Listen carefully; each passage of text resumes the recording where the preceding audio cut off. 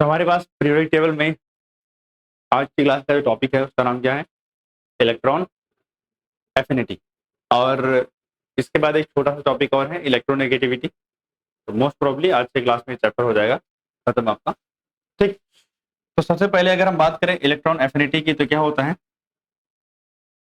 जैसे मान लिया मेरे पास एक एटम है, गैसियस एटम, और इसको मैंने एक इलेक्ट्रॉन दिया। इसने ये एक इलेक्ट्रॉन एक्सेप्ट करके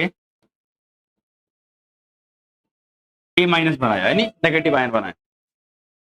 तो भाई साहब ये कभी कभी एनर्जी रिलीज करता है और कभी कभी एनर्जी एब्जॉर्ब करता है, वो डिपेंड करेगा सिचुएशन पे। लेकिन जो भी चेंज आएगा एनर्जी में उसे इलेक्ट्रॉन गेन इंथैल्पी या इलेक्ट्रॉन एफिनिटी के नाम से जानते हैं। ठीक।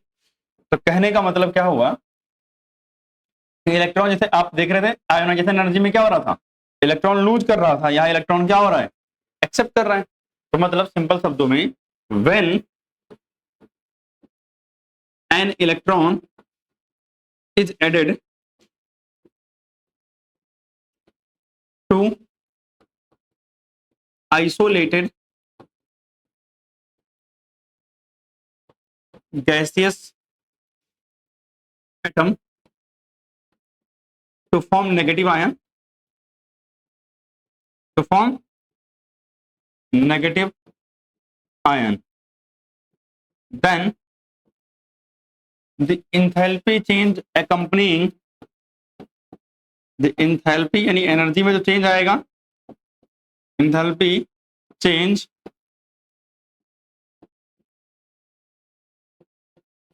accompanying is called electron gain enthalpy। क्या बोलते हैं इसको हम? इलेक्ट्रॉन गेन इंथैल्पी या इलेक्ट्रॉन एफिनिटी बोलते हैं। Electron affinity. अब देखना यहाँ अगर हम बात करें तो दो चीजें होंगी। जैसे मान लिया आपने किसी को इलेक्ट्रॉन दिया, किसी को आपने इलेक्ट्रॉन दिया, ए था, इसको आपने एक इलेक्ट्रॉन दिया। इंपॉर्टेंट बात, ये गैसियस रहा होगा और ये क्या बना, ए गैसियस में बना और ये माइनस में। मान लिया इसने क्या किया, एनर्जी रिलीज की। क्या की? एनर्जी रिलीज, एनर्जी रिलीज हुई। तो क्या होगा, इलेक्ट्रॉन गेन इंथैल्पी जो होगी, इलेक्ट्रॉन गेन इंथैल्पी जो होगी वो होगी पॉजिटिव। क्या होगी? Sorry, negative. Electron gain enthalpy कैसी होगी? नेगेटिव। एनर्जी रिलीज किया है ना। और अगर मान लिया एक एटम था, इसने इलेक्ट्रॉन गेन किया और भैया ये इलेक्ट्रॉन गेन कर ही नहीं रहा था, हमको जबरदस्ती कराना पड़ा, तो भैया हम इसमें एनर्जी देते हैं। यानी इलेक्ट्रॉन गेन कराने के लिए अगर हम कभी एनर्जी दें, हम एनर्जी देने लगे तो क्या आ जाएगा आंसर? तो इलेक्ट्रॉन गेन इंथैल्पी कैसी हो जाएगी? पॉजिटिव। ठीक है। तो ये बात याद रखना कि अगर इलेक्ट्रॉन एक्सेप्ट करके एनर्जी रिलीज कर रहा है तो यह नेगेटिव, और अगर जबरदस्ती देना पड़ रहा है तो पॉजिटिव होगी। इतना नोट डाउन करो पहले, फिर आगे चलते हैं बाकी एक्सप्लेनेशन के लिए। आगे चलते हैं। अगर आगे चले तो सुना ध्यान से। अगर हम बात करें, मान लीजिए मेरे पास ऑक्सीजन है, गैसियस एटम है, इसको मैंने एक इलेक्ट्रॉन दिया, इसने क्या बनाया, ओ माइनस बनाया गैसियस में। ठीक। अब होता है डेल्टा एच, यानी इलेक्ट्रॉन गेन इंथैल्पी में क्या चेंज आएगा, ये होती है -141 किलो जूल पर एटम होती है, ये पर मोल से क्यों नहीं होती है, 141 किलो जूल पर मोल। जबकि इसी ऑक्सीजन पे जब नेगेटिव चार्ज था, इसको एक और इलेक्ट्रॉन अगर हम देते हैं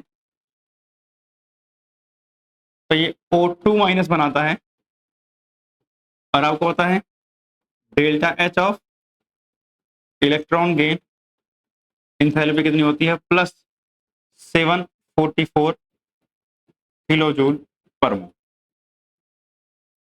अगर मैं इस एग्जांपल से बात करूं तो आपको एक चीज समझाना चाह रहा हूं, वो क्या है कि पहली इलेक्ट्रॉन गेन एंथैल्पी क्या है, नेगेटिव है। यानी पहली बार एक इलेक्ट्रॉन दिया तो इसने एनर्जी रिलीज की, यानी नेगेटिव आई। जबकि दूसरा इलेक्ट्रॉन दिया तो 744 किलो जूल एनर्जी लेने लगा, ये मतलब हमको देना पड़ा बाहर से। इसका मतलब हम ये बोल सकते हैं कि second electron gain enthalpy is positive. कैसी होती है, पॉजिटिव होती है, is always positive, is always positive. क्यों हो रही है भाई पॉजिटिव, क्योंकि एक इलेक्ट्रॉन आपने दिया, तो लेट्स से मान लिया वैलेंस इलेक्ट्रॉन में पहले 4 इलेक्ट्रॉन थे, एक और दे दिया 5 हो गए, अगला और दोगे 6 हो जाएंगे। तो जब वैलेंस सेल में इलेक्ट्रॉन बढ़ते जाएंगे ना, तो इंटर इलेक्ट्रॉनिक रिपल्सन, यानी आपस में ही इलेक्ट्रॉन के बीच में क्या होगा, रिपल्सन बढ़ जाएगा, और रिपल्सन बढ़ेगा तो एनर्जी क्या होगी, मतलब हमें देनी पड़ेगी, वो खुद एक्सेप्ट नहीं करेगा। तो second electron gain enthalpy is always positive due to inter electronic, यानी आपस के इलेक्ट्रॉन में ही क्या हो जाएगा, रिपल्सन की वजह से। ठीक, अब मेरी बात बताओ, तो अगर मान लिया कि भैया सेकंड वाली कैसी है, पॉजिटिव है, तो अगर मान लिया मैं कहीं N3 माइनस बना रहा हूं, O2 माइनस बना रहा हूं, H2 माइनस बना रहा हूं, तो ये क्या हुआ, जहां पर पॉली मल्टीपल चार्ज है, हैं? तो अगर मैं ऐसे एटम बनाऊंगा तो इनकी एंथैल्पी टोटल कितनी आएगी, नेट चेंज कितना आएगा, पॉजिटिव आएगा। खुद सोचो ना, अगर मैं इन दोनों का टोटल जोड़ लूं तो आंसर तो पॉजिटिव आएगा। मतलब अगर हम बात करें पॉली, यानी ऐसे बोल सकते हैं मल्टीपल इलेक्ट्रॉन एक्सेप्टेड स्पीसीज, यानी जिसने बहुत सारे इलेक्ट्रॉन एक्सेप्ट किए हैं, इनका net electron gain enthalpy, net electron gain enthalpy क्या होगी, ऑलवेज पॉजिटिव होगी। क्योंकि भैया देखो, जो पॉजिटिव आ रही है पॉजिटिव आंसर नेगेटिव से बहुत बड़ा है, अगर आप जोड़ोगे तो हमेशा क्या आ जाएगा, रिजल्ट टोटल पॉजिटिव आ जाएगा, यानी नेट रिजल्ट क्या आ जाएगा, पॉजिटिव आ जाएगा। तो इंपॉर्टेंट बात है कि इलेक्ट्रॉन गेन एंथैल्पी में वैल्यू पहली वाली नेगेटिव मिलेगी, लेकिन दूसरी एंथैल्पी हमेशा पॉजिटिव होती है, और पॉजिटिव का आंसर बहुत बड़ा है, इसलिए नेट जो चेंज आएगा वो कैसा आ जाएगा, पॉजिटिव आ जाएगा। क्लियर बात, अगर यहां तक हो गया तो आगे चलते। अब इधर सुनना, वेरिएशन या जनरल ट्रेंड बोल दो, जनरल ट्रेंड से पहले फैक्टर अफेक्टिंग ना, क्या पढ़ लेना है, जनरल ट्रेंड से पहले फैक्टर अफेक्टिंग, ये मुझे समझा देने दो फिर नोट करना। फैक्टर अफेक्टिंग, अगर मैं फैक्टर अफेक्टिंग पे बात करूं तो जो सबसे पहला फैक्टर आता है बच्चे वो है साइज। क्या है, साइज। साइज के इनवर्सली प्रोपोर्शनल होती है इलेक्ट्रॉन गेन एंथैल्पी या इलेक्ट्रॉन एफिनिटी। आप इलेक्ट्रॉन एफिनिटी भी बोल सकते हो सीधा सीधा, इनवर्सली प्रोपोर्शनल होती है क्या, इलेक्ट्रॉन एफिनिटी। कैसे, सुनना, अगर साइज बड़ा हुआ तो न्यूक्लियस का इफेक्ट बाहर वाली सेल पे क्या होगा, कम होगा, और इलेक्ट्रॉन आप जाके ऐड कहां करते हो, बाहर वाली सेल में। अगर न्यूक्लियस इलेक्ट्रॉन को अट्रैक्ट नहीं कर रहा है तो इलेक्ट्रॉन आसानी से गेन नहीं होगा, लूज आसानी से हो जाएगा बट गेन आसानी से नहीं होगा। तो इसलिए जैसे जैसे साइज बढ़ेगा वैसे वैसे इलेक्ट्रॉन एफिनिटी क्या हो जाएगी, डिक्रीज कर जाएगी। पहली बात तो क्लियर हुई। आप अगर रीजन आपसे पूछे तो आप बोले साइज बढ़ने से क्या होता है, जेड इफेक्टिव कम हो जाता है। क्लियर बात। सेकंड की बात करते हैं तो सेकंड हमारा आता है भैया जेड इफेक्टिव ही। जेड इफेक्टिव के डायरेक्टली अपोजिट होती है इलेक्ट्रॉन एफिनिटी। जितना ज्यादा जेड इफेक्टिव सोचो, न्यूक्लियस का पॉजिटिव चार्ज बहुत ज्यादा है, यानी फोर्स ऑफ अट्रैक्शन बहुत ज्यादा है, तो क्या होगा, न्यूक्लियस इलेक्ट्रॉन को बहुत तेजी से अट्रैक्ट करेगा। और अगर आप लेके गए कोई इलेक्ट्रॉन तो तुरंत न्यूक्लियस क्या कर लेगा, उसको अट्रैक्ट कर लेगा, बाइंड कर लेगा अपने साथ। तो कहने का मतलब क्या हुआ कि जितना ज्यादा न्यूक्लियर चार्ज उतना ज्यादा इलेक्ट्रॉन एफिनिटी। तीसरा रीजन आते हैं स्क्रीनिंग इफेक्ट। कौन सा इफेक्ट भैया? स्क्रीनिंग इफेक्ट अगर ज्यादा होगा तो ये तो धक्का मार के इलेक्ट्रॉन को बाहर निकाल रहे होते हैं, तो भैया ये धक्का मार के इलेक्ट्रॉन को बाहर निकाल रहे हैं तो आएगा कहते भैया? गेन तो होगा ही नहीं। तो मतलब उल्टा काम कर रहे हैं इलेक्ट्रॉन एफिनिटी के, यहाँ हमें गेन करवाना है, इलेक्ट्रॉन एक्सेप्ट करवाना है, ये निकाल रहे हैं बाहर, तो अपोजिट काम कर रहे हैं, यानी inverse relation. And last that is 4 electronic configuration, electronic configuration. अब आपको याद हो तो इसमें हम दो चीज पढ़ते थे, हाफ फील्ड और फुल्ली फील्ड ना। हाफ फील्ड और फुल्ली फील्ड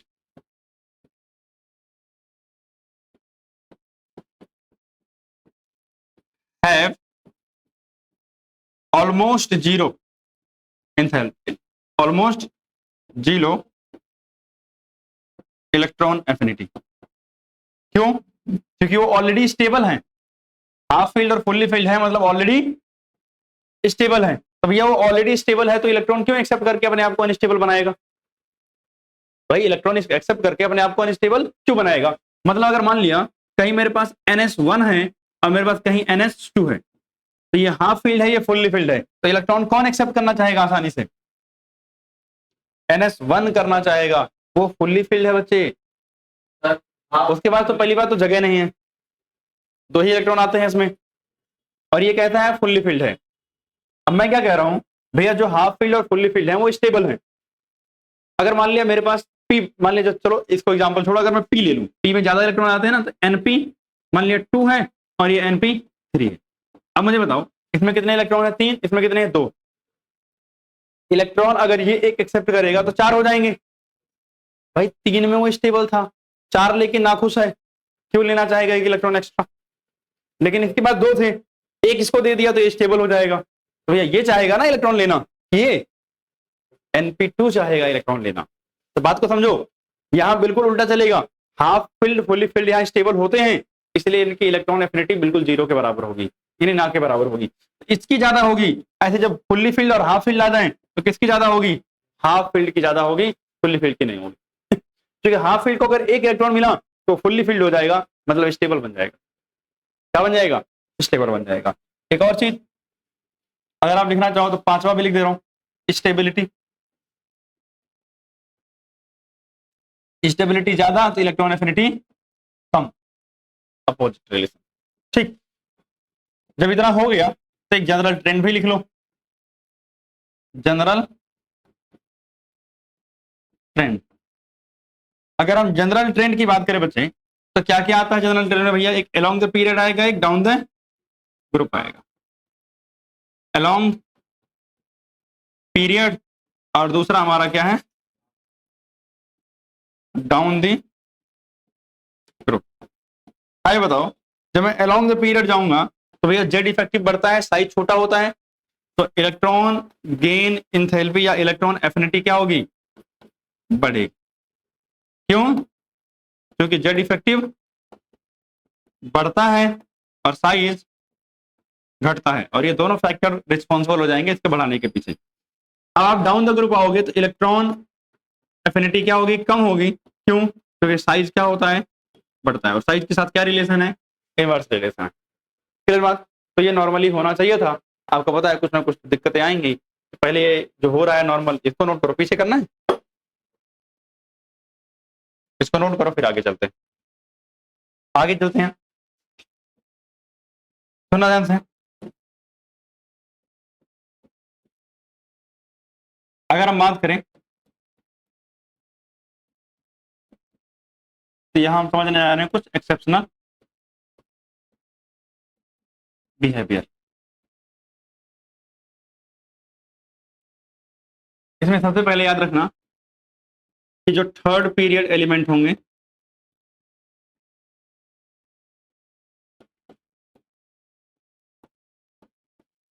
इनकी इलेक्ट्रॉन एफिनिटी ज्यादा होगी। किससे? सेकेंड पीरियड एलिमेंट से। अब सुनना, ये किसके लिए वैलिड है? रिस्पेक्टिव ग्रुप के लिए। मतलब ऐसा नहीं है कि ग्रुप नंबर 1 के थर्ड पीरियड का एलिमेंट कंपेयर कर रहे हो ग्रुप नंबर 2 के थर्ड पीरियड के एलिमेंट के साथ। मतलब अगर ग्रुप नंबर 1 का सेकंड पीरियड का एलिमेंट है तो उसी को कंपेयर करोगे ग्रुप नंबर 1 की कौन से पीरियड के एलिमेंट के साथ, सेकंड सेकंड पीरियड के एलिमेंट, मतलब थर्ड पीरियड के एलिमेंट के साथ, ठीक है ना। मतलब ग्रुप नंबर 1 के सेकंड और थर्ड को कंपेरिजन करना है। यहाँ एग्जाम्पल के लिए जो आपके पेपर में काफी कॉमनली आता है क्वेश्चन, वो क्या है, क्लोरीन है और क्लोरीन है। अब आप मुझे बताओ लॉजिकली, क्लोरीन आता है, फिर क्लोरीन आता है, फिर ब्रोमीन, आयोडीन, ऐसे आते हैं। हमने पढ़ा है कि डाउन द ग्रुप साइज बढ़ता है और इलेक्ट्रॉन एफिनिटी क्या होनी चाहिए थी, कम होनी चाहिए थे। तो क्लोरीन की इलेक्ट्रॉन एफिनिटी कम होनी चाहिए थी, फ्लोरीन की ज्यादा, ब्रोमीन की और कम, आयोडीन की और कम, ऐसा होना चाहिए था। बट ये उल्टा होता है, क्लोरीन की एफिनिटी ज्यादा होती है एज कम्पेयर टू फ्लोरीन। अगर आप बात करोगे तो क्लोरीन कौन से पीरियड का एलिमेंट है, थर्ड पीरियड का एलिमेंट है, फ्लोरीन कौन से पीरियड का है, सेकेंड पीरियड का है। तो भैया ऐसा क्यों हो रहा है, सुना ध्यान से। क्लोरीन का जो साइज होता है ना, वो स्मॉलर साइज, छोटा साइज। क्लोरीन का साइज कैसा होता है, लार्ज साइज, किसके कंपेयर में, एज कंपेयर टू फ्लोरीन। तो अगर हम बात करें, अगर इस छोटे से साइज में इलेक्ट्रॉन ऐड करेंगे, यानी जगह क्या है, छोटी सी है, और छोटी सी जगह में मैंने 4 5 10 लोगों को गेस्ट बुला लिया और मेरे पास रूम बस एक आदमी के रहने का था, तो 10 लोग आ जाएंगे तो क्या होगा, भीड़ भाड़ बढ़ जाएगा, सही से जगह नहीं मिलेगी, प्रॉब्लम शुरू हो जाएंगी। तो भैया ये फ्लोरीन का साइज छोटा था, इलेक्ट्रॉन रखने की जगह थी नहीं, औकात थी नहीं, इलेक्ट्रॉन बुला लिया, तो क्या हो जाएगा, इंटर इलेक्ट्रॉनिक रिपल्सन। क्या हो जाएगा, इंटर इलेक्ट्रॉनिक रिपल्सन हो जाएगा on addition of electron, on addition of electron. भैया इलेक्ट्रॉन एडिशन करने पर इंटर इलेक्ट्रॉनिक रिपल्सन होगा, as a result electron gain करना नहीं चाहेगा, जबकि इसका क्या है, लार्ज साइज है, ठीक है ना। तो यहाँ क्या होगा, less inter electronic repulsion, less inter electronic repulsion. Obviously भैया जिसमें दिक्कत नहीं हो रही है, जिसके पास जगह है, स्पेस है, वो इलेक्ट्रॉन बुला के आराम से रखेगा। तो क्लोरीन के पास इलेक्ट्रॉन क्या होंगे, ज्यादा होंगे एज कंपेयर टू किसके, क्लोरीन के।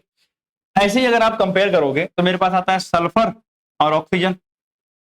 आपको पता है ऑक्सीजन पहले आता है, सल्फर बाद में आता है, तो इलेक्ट्रॉन कौन आसानी से एक्सेप्ट कर सकता है, आपको पता है ये कौन से पीरियड का एलिमेंट है, सल्फर थर्ड, ऑक्सीजन कौन से पीरियड का है, सेकंड। तो रिस्पेक्टिवली अगर कंपेयर करें तो किसका ज्यादा होना चाहिए, थर्ड का ज्यादा होना चाहिए एज कंपेयर टू क्या, सेकंड। क्लियर बात।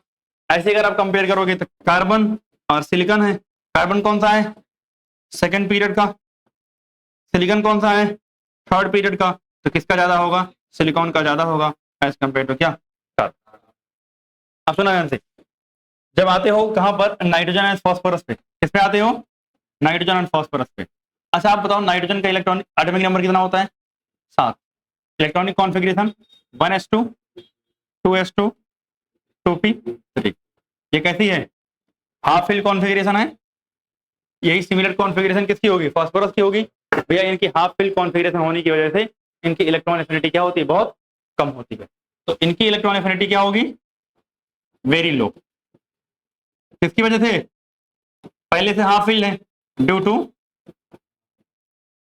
Half filled orbital, half filled subset, half filled subset या इलेक्ट्रॉनिक कॉन्फ़िगरेशन इच। क्लियर बात। तो ये एक आइडिया हो गया कि आपको थोड़ा बहुत ये पता होना चाहिए।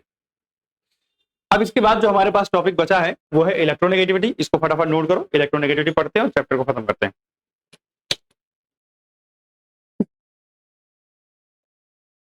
अब आगे चलते हैं, अगला टॉपिक हमारा है इलेक्ट्रोनेगेटिविटी। क्या है, इलेक्ट्रोनेगेटिविटी। अगर मैं बात करूं बच्चे इलेक्ट्रोनेगेटिविटी की, तो ये क्या होता है, tendency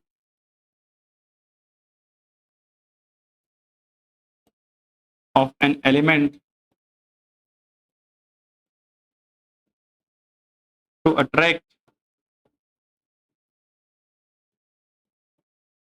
shared pair of electron, to attract shared pair of electron। मतलब ये क्या है, जैसे सिंपल शब्दों में बात समझो, मान लिया एक एटम ए था, इसने बॉन्ड किया एक एटम किसके साथ, बी के साथ, ठीक है ना। इसमें जो एटम ए है इसकी इलेक्ट्रोनेगेटिविटी ज्यादा है किससे, बी। तो इसका क्या मतलब होता है, सिंपल शब्दों में इलेक्ट्रॉन का लालची है बहुत ज्यादा, कौन, ए एटम। यानी इलेक्ट्रोनेगेटिविटी क्या है, लालच है इलेक्ट्रॉन के लिए। तो जब ये बॉन्ड हुआ था तो ये समझौता हुआ था, एक इलेक्ट्रॉन तुम दोगे एक मैं दूंगा, दोनों शेयरिंग में बॉन्ड बनाएंगे, इक्वल इक्वल।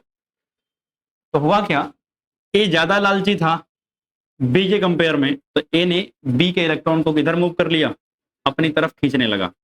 जब अपनी तरफ खींचने लगा तो धीरे धीरे क्या हुआ, यही बॉन्ड था ए और बी का, ए के इलेक्ट्रॉन तो ए की तरफ थे और बी के इलेक्ट्रॉन भी थोड़ा सा कहाँ मूव कर गए, ए की तरफ मूव कर गए।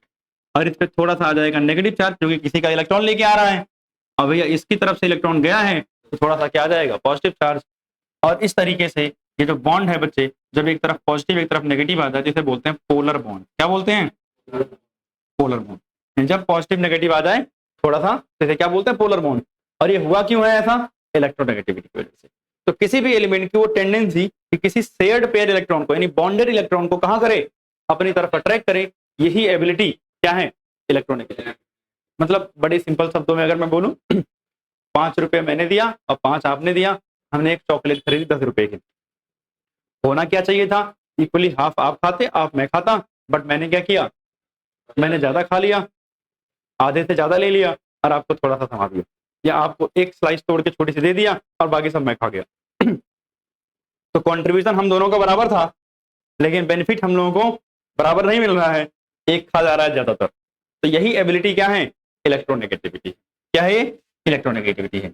तब सुना ध्यान से, सीधे से हम यहाँ आते हैं फैक्टर अफेक्टिंग, यानी कौन कौन से फैक्टर इलेक्ट्रोनेगेटिविटी को अफेक्ट करते हैं। अब सोचो, जिसके न्यूक्लियस पे ज्यादा चार्ज होगा, यानी जेड इफेक्टिव ज्यादा होगा, उसका इलेक्ट्रोनेगेटिविटी क्या होना चाहिए, ज्यादा होना चाहिए। Electronegativity is directly proportional to Z effective. भैया ज्यादा जेड इफेक्टिव मतलब ज्यादा अट्रैक्शन, और जेड इफेक्टिव हमें पता है पॉजिटिव चार्ज के डायरेक्टली प्रोपोर्शनल होता है और नेगेटिव चार्ज के इनवर्सली प्रोपोर्शनल होता है। दूसरी बताओ, इलेक्ट्रोनेगेटिविटी का साइज के साथ क्या रिलेशन होगा, इनवर्स रिलेशन। भैया छोटा साइज इलेक्ट्रोनेगेटिविटी ज्यादा, क्योंकि इलेक्ट्रॉन की चाहत उसको ज्यादा होगी, छोटे साइज में जेड इफेक्टिव क्या होगा, ज्यादा होगा। ठीक, तो इलेक्ट्रोनेगेटिविटी क्या होगी, ज्यादा होगी। अब एक बात और सुनना, एक और फैक्टर पे डिपेंड करता है, electronegativity is directly proportional to percentage S character, percentage S character. अब ये क्या मतलब हुआ सर, इधर देखना, अगर हम बात करें तो हमारे पास 3 तरीके की हाइब्रिडाइजेशन हमने जो पढ़ी है, वैसे तो होती और भी है, बट हम बात करें तो sp, sp2 और sp3। ये समझो जब केमिकल्स बॉन्ड बनाते हैं तो कौन सी ऑर्बिटल आपस में कंबाइन होकर के बॉन्ड बना रही है, उन्हें हम क्या बोलते हैं, हाइब्रिडाइजेशन। तो हाइब्रिडाइजेशन हमारे पास 3 है, sp, sp2, sp3। इसमें s कैरेक्टर कितना है भैया, एक s एक p, तो 50% s होगा 50% p, यानी यहाँ s कैरेक्टर कितना है 50%। sp3 में कितना, sp2 में कितना होगा, 3 है, तो 3 को आधा आधा मतलब डिवाइड करो इक्वल में, भैया एक s है 2 p, डिवाइड करो कितना आएगा 33.3% आएगा एग्जैक्टली अगर बात करो। और यहाँ कितना 4 है तो भैया 25% आएगा। और मैंने क्या बोला कि किसकी ज्यादा होगी, एस कैरेक्टर जिसके पास ज्यादा होंगे तो भैया इलेक्ट्रोनेगेटिविटी इसकी ज्यादा है, इससे कम। ठीक, मतलब अगर कोई एक कार्बन है जो सारे के सारे सिंगल बॉन्ड बना रहा है तो उसकी हाइब्रिडाइजेशन कैसी होगी, sp3, और उसकी इलेक्ट्रोनेगेटिविटी भी क्या होगी, कम होगी। और अगर एक कार्बन है जो डबल बॉन्ड या ट्रिपल बॉन्ड बना रहा है तो उसकी electronegativity as compare to single bond वाले कार्बन से क्या होगी, ज्यादा होगी। तो ये भी याद रखना। अगर मैं जनरल ट्रेंड की बात कर लूं, किसकी बात कर लूं, जनरल ट्रेंड की,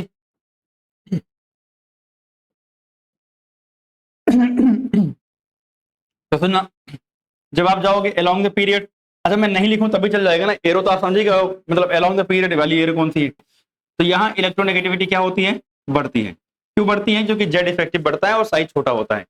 और डाउन द ग्रुप इलेक्ट्रोनेगेटिविटी क्या होती है, घटती है। सही बात है। अब सुनो, ये बात हो गई।